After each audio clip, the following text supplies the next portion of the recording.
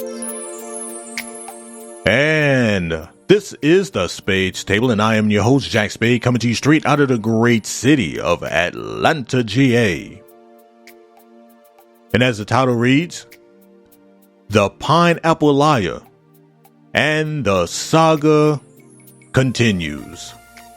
Yeah, boy, here we go. Okay, I know you all are tired of seeing these three people on the screen here. And you know, I'm tired of these three fuckers myself. But once again, these three are like bad cases of herpes that just keeps on giving in the heat of the night.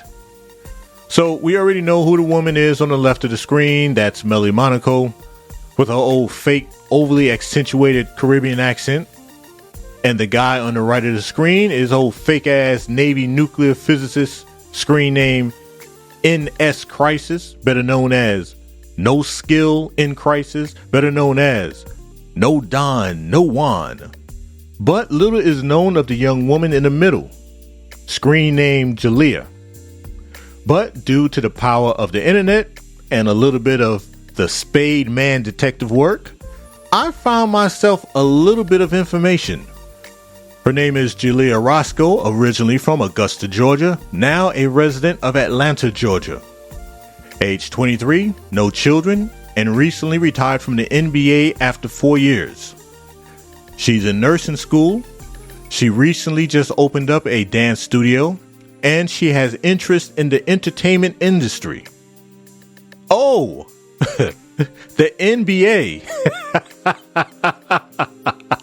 I said the same thing, so here we go. Just like Mr. No Don, No Juan, Miss Roscoe P. Coltrane here is a little loose, a little greasy with the wordings within the English language, which is why the title is what it is. So when I first heard old Roscoe mention it while doing an interview on the YouTube podcast, We Need to Talk, I gave her the benefit of the doubt that she meant she retired after 4 years of playing in the WNBA. And I also gave her the benefit of the doubt that she had left collegiate level women's basketball and got drafted into the WNBA. Now, unfortunately, I don't follow the league nor its players, so I had no knowledge that the players can do it or have done it before. So that is the reason why I gave her a pass. And, you know, upon a little research via Instagram, her YouTube channel, and even her dance studio's website, I quickly discovered the young woman did not play in the WNBA, nor the NBA. She was a dancer, a cheerleader for the NBA's Atlanta Hawks. Come on there, P. Coltrane. Damn, son. And yes, there is more. By her accounts, Melly reached out to her as she described to participate and get some exposure. She then went on to state she was merely as a guest for shits and giggles, not really looking for a Mr. Potential. Also to support Melly's brand, network, and try to build connections. With the conclusion, as she stated, totally a joke. So allow me to take all these puzzle pieces and put them together here.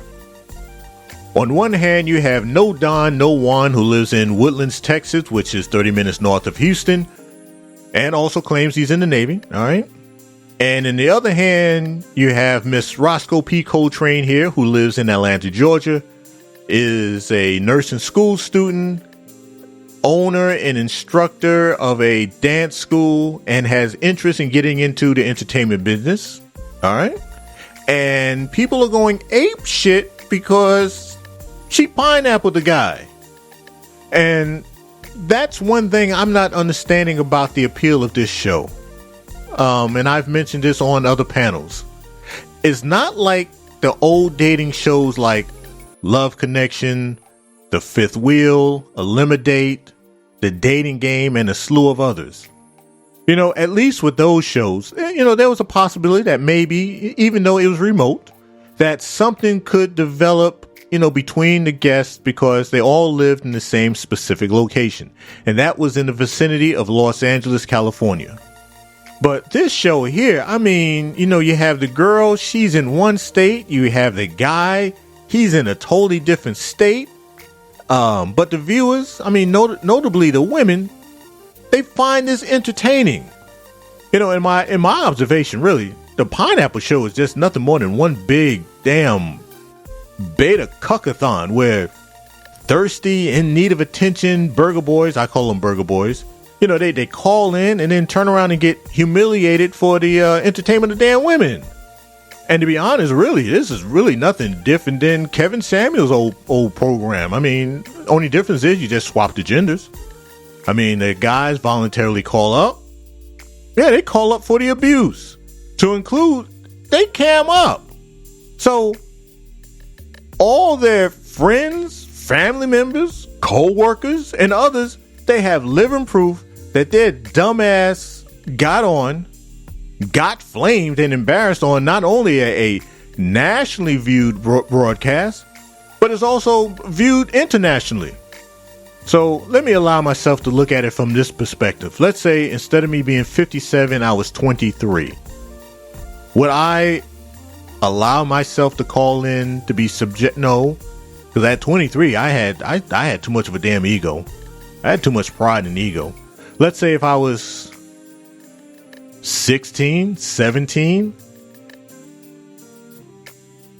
I'll say 16 or 17. Maybe then I might, I think I would call in for shits and giggles at 16, 17. 18, no, I had too much attitude. I had too much ego. I had too much pride. Definitely not 19, not 20, not 21, not 22. So I can bear witness to the fact that, yes, if I was 16 or 17 years old, knowing who and what I was at that time in my life, I would actually probably would call in and be subjected to the same bullshit that these guys are being subjected to. I mean, these guys are, they're in their 20s, late 20s. Some of the guys is in their 30s. And I believe there's been a couple of dudes in their, early 40s, maybe mid 40s, I believe one time, that have called in and got fucking pineapple. But it is what it is. So I'm going to try to close this out with these 3 conclusions and observations. So, number 1, to add to my findings of Miss Julia Roscoe, that was, in my opinion, that was disturbing, was an upload on her YouTube channel dated May 17th, 2022, titled, "Come Get Botox and Filler With Me." Now, in my eyes, she's a nice-looking 23-year-old woman, and based on what she's saying about the dancing and the nursing school and stuff like that, she has a promising future ahead of her, okay? But the thing about the Botox and filler, I mean, that's perplexing to me as of this moment.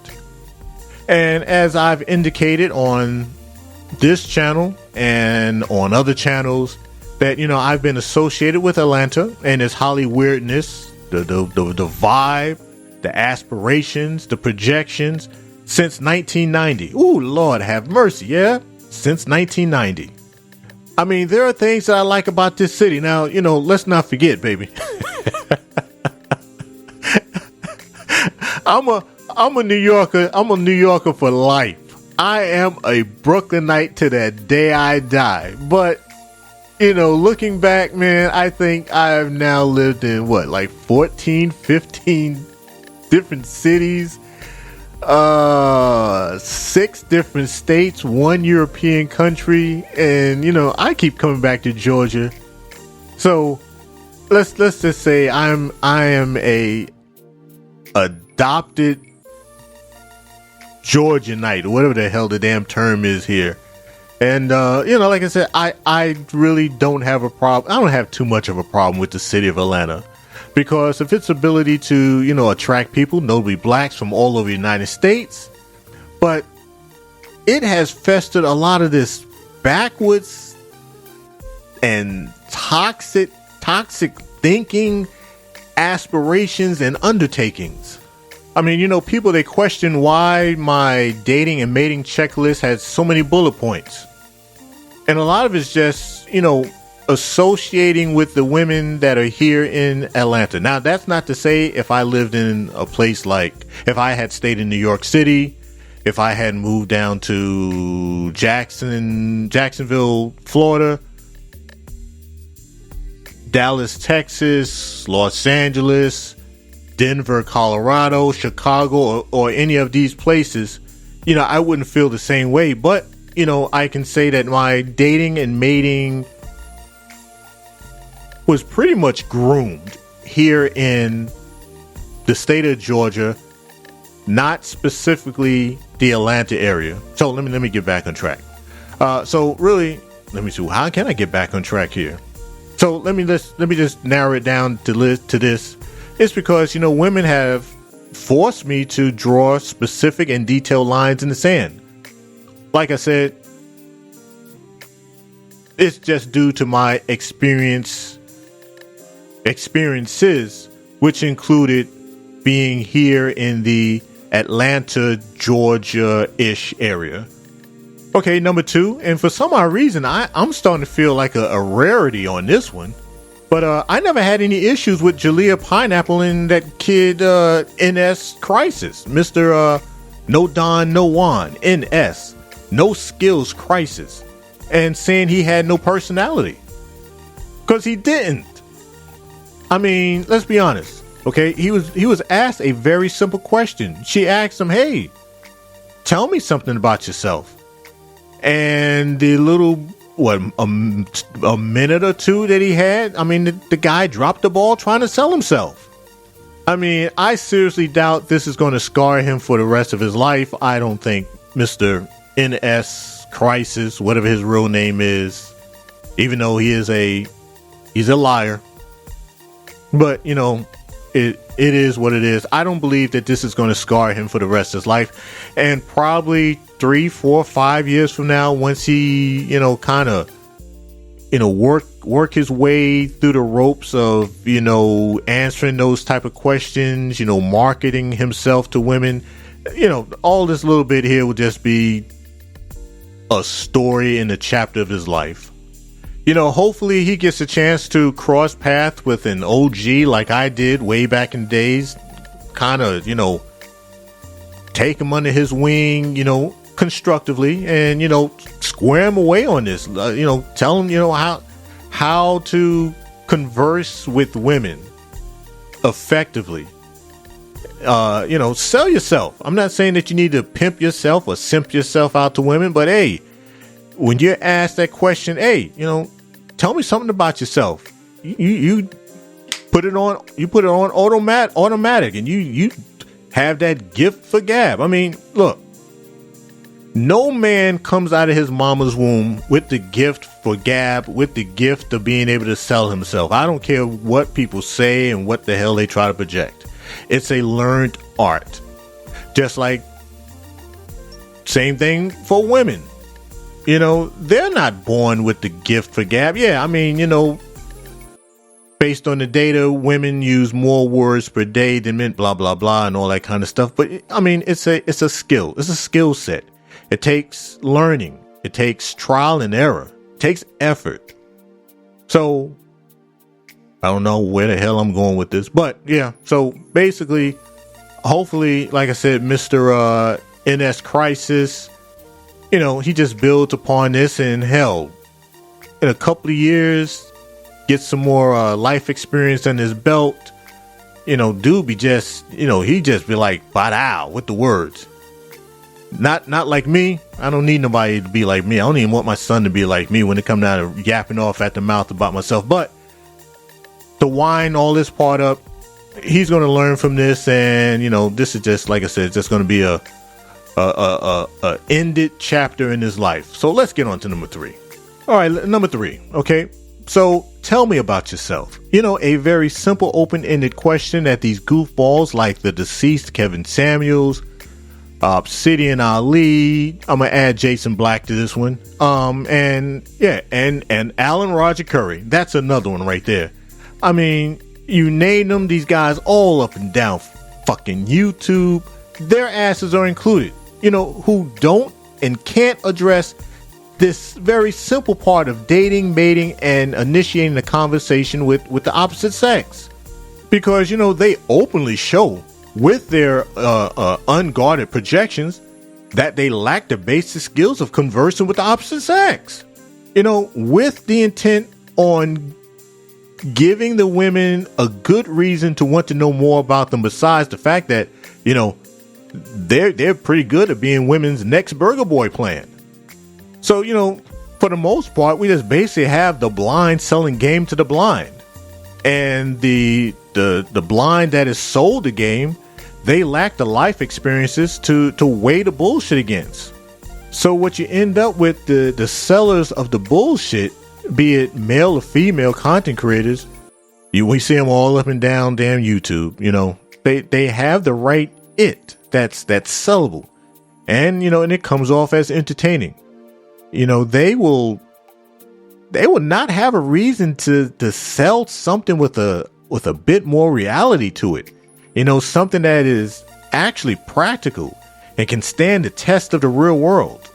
To include, create completions of realistic short and long-term goals and aspirations. But, as I sit here and I think about what the hell I just said, come second thought, the internet, YouTube, and social media, let's be honest, it was never designed and marketed to do so. So I'm going to close it out with this. Maybe, the internet, social media, maybe it's being successful at what is being presented to one and all. And that's my final thought. And this concludes this podcast. Be safe, be prosperous. Everyone enjoy their weekend. To all the fellas out there, fellas, happy Father's Day. If you are a father, I don't think I'll probably do some motorcycle riding tomorrow. So I got to check on the weather, but I'm going to be on chill status. And with that said, everyone take care and see you all soon.